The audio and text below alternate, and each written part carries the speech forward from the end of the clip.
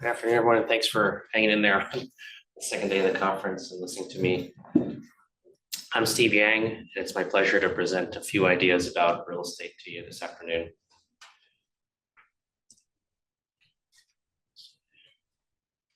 So I like to start off with this slide on Ikigai.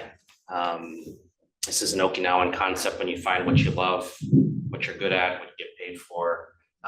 And this has kind of kept me going through all the years of ups and downs.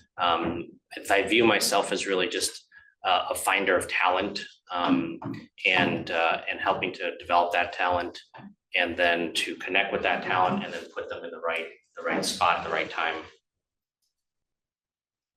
Here's our brief history. I founded the firm in 2013.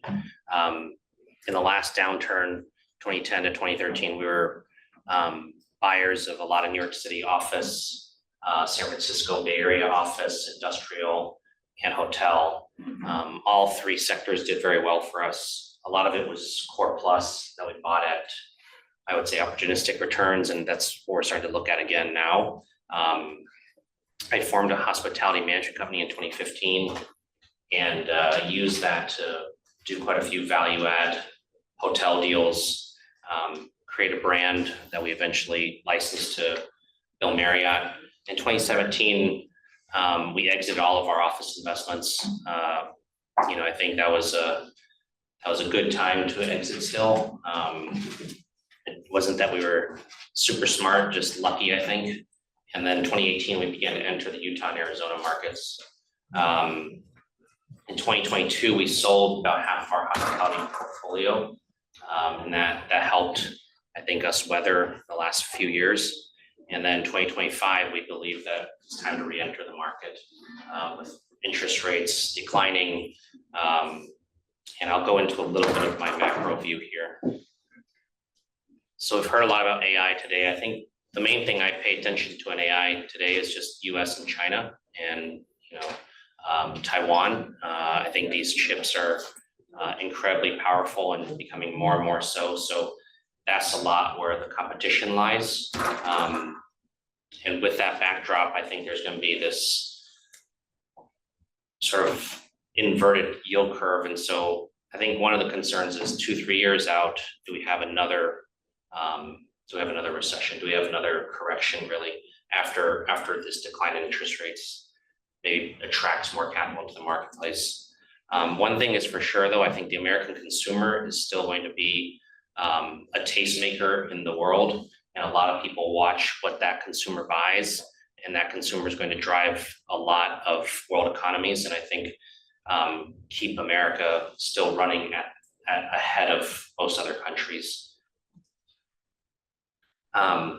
We've always relied on simple structures. We like to be really transparent with our investors. We have about 30 family offices that have invested with us over the last 10 years and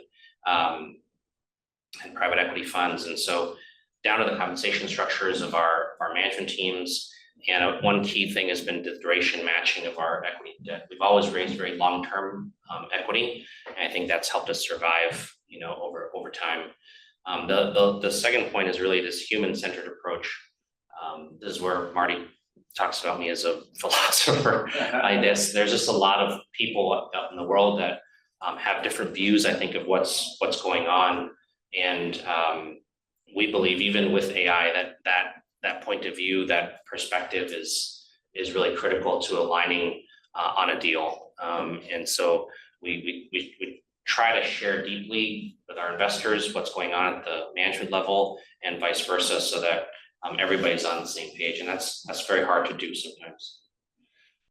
Service for others has always been a part of my mantra. It's, I think, the differentiator in a lot of our properties. And so these are a couple of symbols that come from my past. I'm a Jesuit educated Georgetown grad. And I think all of these Eastern philosophies are part of kind of how we think about the world. When I break down, some of the deals that have gone badly or things that we're looking at today, these are the 5 buckets that I think capture a lot of the pitfalls in real estate. I think wrong partner is a very common one. These first three are the ones that we sort of like to focus on today, because whether it's whatever product type we're looking at, those are the easiest ones to fix. The last two are really hard to fix, right? And so I think we've avoided some pitfalls through avoiding these. This is where our geographic focus is today. You know, we have properties and owned in each of these areas, and Utah and Arizona in particular are kind of where our focus is now. Both have demonstrated resilience to the pandemic.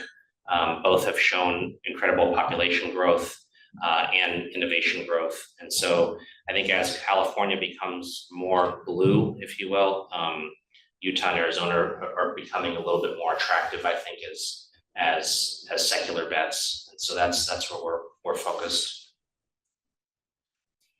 There's three areas that we're spending time on these days: the manufactured housing arena, the single family land space, and then distressed hotel. And I would say distressed hotel is thematically the most narrow of those three.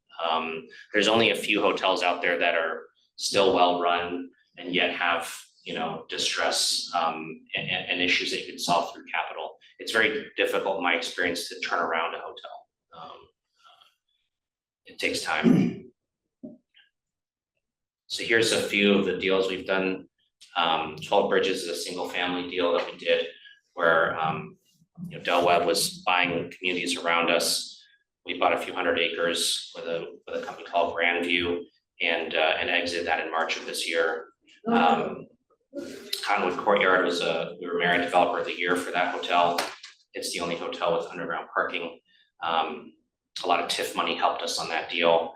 Skyrock is the one I was mentioning. We exited in 2022 to the Marriott family, and then Flamingo Resort is a current holding. We also like to co-GP on deals.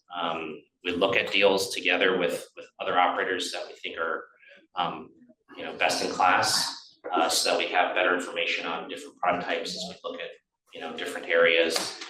These are a few that we've either partnered on or talked about partnering a lot and share deal flow with. You know, all of these relationships are generally like decades long relationships for me, and so we trust one another to assess risk of a deal. Flamingo is one of these that we've recently redeveloped a few years ago. That's a piece of art in the front of the Flamingo. It's won a bunch of awards recently, and I think really the key here has been we've had a good lender in JP Morgan. We've had a good partner in the Eric family, and we're putting that hotel into the Hilton brand this year. And here's some numbers I'd like to share on Flamingo. Yeah, that's in a nutshell Yang Capital. And these are some of the contact people if you'd like to reach out and connect with us. So can we go back to your deal page? Sure. We're not done. We have questions. So what are what's the best? I mean, the Sonoma I think was the one that you're doing right now, right? Or is there? I mean, Yeah. you're not. Are you doing this as raising as a fund, or are your deals on special purpose vehicles, one-off basis, or can you talk about that? Yeah, we've had two GP co-investment funds, and then each deal we've syndicated or done with private equity. So it's kind of both. You know, like Flamingo, we raised 40 million of equity, and it took 30 million of debt on to do that deal. But on the deal pipeline you have right now, are you looking to do that to expand the fund as well? Yeah, I think next year, I think we're gonna probably start deal by deal. Okay. Yeah, and we still have about 40% of Fund 2 to deploy. And yeah. How big was fund 2? Fund 2 was about 30 million. Okay. And what kind of leverage are you using on these properties? 12 Bridges was almost no leverage. Cottonwood was, you know, we built it with 18 million debt on a $30 million capitalization, so 60%. Skyrock was a $30 million total capitalization with 21 million in debt. Right. And then sold it for 51 million. And then Flamingo was a $77 million capitalization with 40 million of equity and 37 of debt. So you have your own brand? We created a brand called Spoken Life. Okay. That we use. It went really well in Skyrock. But I think today, if you ask me, like, I'm branding everything with national brands, you know, so we're putting like we're putting 2 hotels in national brands right now. And that makes, so that's different than having the boutique approach. Yeah, like if you look at my 25 years, I've done Ace Hotels, Nomad, Bunkhouse, a lot of boutique hotels. And I think just today, the $200 million members that are in like Hilton Worldwide or 220 million in Marriott Bonvoy, they're strong marketing engines now. I think they have. You're more likely to get higher utilization, and especially on the corporate side, I think. Yeah, which I think, you know, 5 days a week or midweek, right? So where in Arizona is like your favorite market, and where in Utah? Yeah, let me go to those. I like southern Utah and northern Arizona a lot. So St. George is an area where, you know, they're making a lot of investment around, kind of from Spanish Forks down to St. George is all interesting to me because obviously Salt Lake is still, I think, the job generator for Utah. But if you look at St. George and Page over, are those tourism centers? Yeah, St. George is going to host its first PJ event. They're signing, you know, this and 3,000 hotel units are going in there. Cost of living is attractive. Power is available, right? So we did really well in Sedona. I like all that area. I like Metro Phoenix still.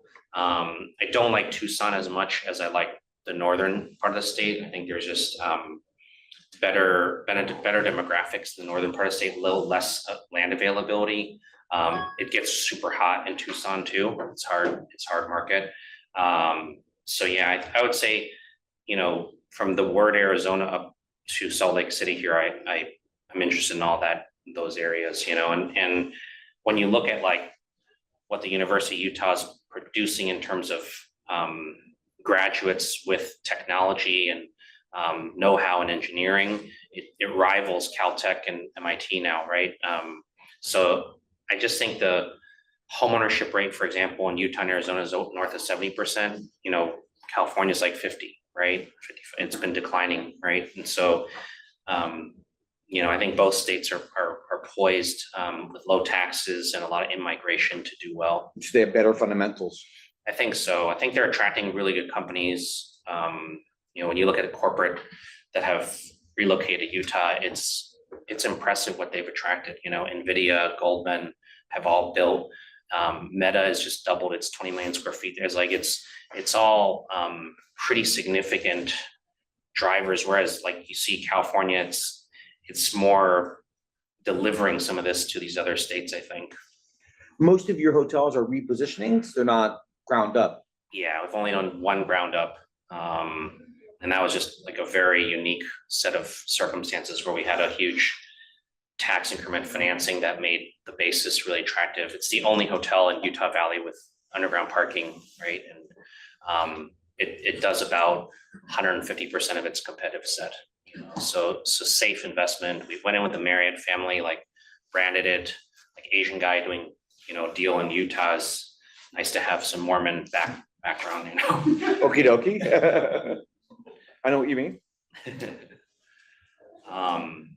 But yeah, I think there's 2025 I'm excited about. You know, I haven't bought anything in 5 years, and now I think it's starting to get exciting, and we've had to work through our own issues too, right? It's just like I said, the bank has been really good to us, our partners have been really good to us, and so luckily we can kind of weather the course, right? But it's been a bumpy road, I think, for the last few years, to be frank. And I think a lot of other, like, so that's why the co-GP thing is interesting, because I think it's really hard to go into a deal where you don't know all the players and come in and fix problems. You know, I think that's. But you're primarily the sponsor of these deals. Yeah, we're either the sponsor or the co-sponsor of all the deals. Yeah. Yeah. And you underwrite everything. You underwrite everything. Yeah. Great, perfect. Yeah, we underwrite everything and spend a lot of time Question? analyzing. Yeah. I got a quick question, Steve. Sure. So you mentioned single family land for 25 and manufactured housing. Are you planning on developing this or buying existing manufactured housing communities? What's the game plan there? Yeah, I think in both cases, it's minimal development. Both are use cases where it's about creating community and really thinking through the end users lot size and what infrastructure they need. So in our 12 Bridges deal, it was just horizontal, it was just all water, gas and sewer and electricity, just bringing that to the lots. And then when we get into manufactured housing, it's similar. I think like we have this brand, so part of it is creating community within there we focus on mostly 50 plus, and then giving people kind of almost like jobs within the community for like a reduced rate, and that way I think you can offer a lot more amenities in the comp set, right? That's pretty interesting. So you're selling off the lots, if I'm understanding correctly, and are you maintaining kind of ownership or like the HOA, or are you just backing off altogether? So in the single family lot world, we're selling to home builders. We're just moving a lot of units at one time, right? To that. In manufactured housing, we want the tenant to be building the home, right? And then that's our collateral effectively, and we're just renting the land to yeah. Thank you. Yeah, no. That might, do you have any kind of financial model on that or? Yeah, I mean, I think the financial model it's generally pretty simple. It's really comes down to entitlements and zoning. Okay. That's the main thing. And so sometimes the brand allows us to navigate that a little differently, because like most municipalities say, oh, you're building a trailer park. Like, I don't want that, right? But if you explain to them the community aspect of it, I think it becomes more interesting. These are our mobile home parks. Mobile home parks. Did I hear you say correctly? You're targeting seniors 55 and over? 50, yeah, 50 plus or 55 plus. Yeah, just like it pretty much screens out a lot of credit issues. One of our members, her father bought a whole bunch of property in Silicon Valley Yeah, during the Great Depression. wow, And then she's just been selling them off $100 million mobile home parks wow. for the last 10 years, just one at a time. She had one across the street from Google that Google bought, another one across the street from Facebook. So maybe what you need to do is kind of map that out, future growth in Salt Lake City, because, Unbelievable. yeah. I mean, yeah, she's It's like land done, banking for decades. and she land banked. Yeah. Yeah. And obviously there was the mobile home park in Jupiter, which went for 300-400 million Mhm. 20 years ago, right? Wow. There was Yeah. almost one in Gulfstream, 2008. Oh yeah, they're all around South Florida. It's crazy. $1 million a trailer, Wow. but they opted for a unanimous yes or no. They said no. 2 days later, The price went up. the Yeah. company making the offer blew up. Oh, Yeah. And deleveraged. Fascinating. Great. Excellent. Well, thanks so much, Stephen. thank you.